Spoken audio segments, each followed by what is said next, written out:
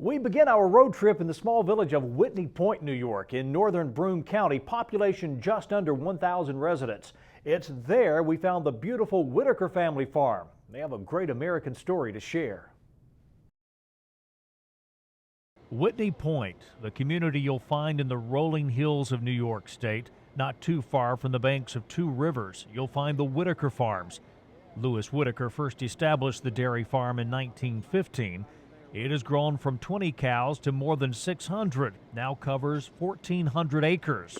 My grandfather started the farm in 1915, and obviously I'm third generation, and my son would be the fourth generation, and he has two sons. Hopefully they can be the fifth generation.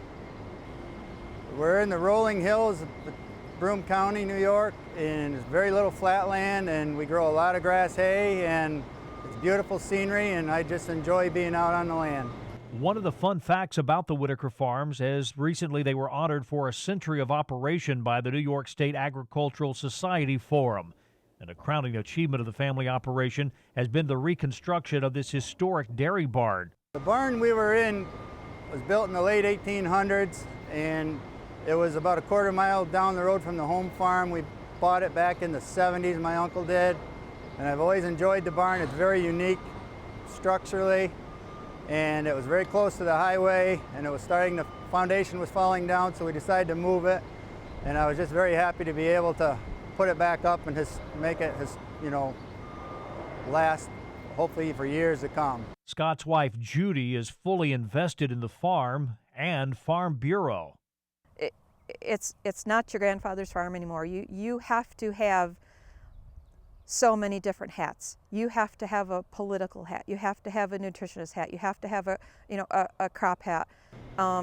Where before, they'd go out and they'd plant the corn, they knew how much they needed to do.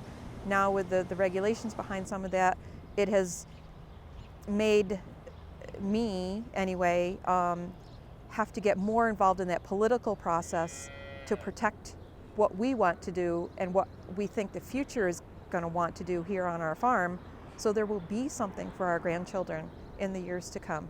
If you sit back and say, well, somebody else will take care of that, you have to be there. You have to be on the forefront of having a seat at that table and being able to have your voice heard. If you're not out there telling your story, there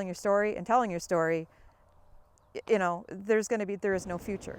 You have to be the one with the voice telling these people this. Scott told us he's a regular watcher of the Georgia Farm Monitor. Watch RFD quite a bit and the Georgia Farm Monitor, and I'm actually kind of jealous that New York can't do something like that, but I understand it takes a lot of funding to do it, and it's a great program. Really excited, and my husband was extremely excited because he watches the Georgia Farm Monitor on RFD, and I told him what they were coming, and his face just lit up, and he was very excited about that. So you made his day.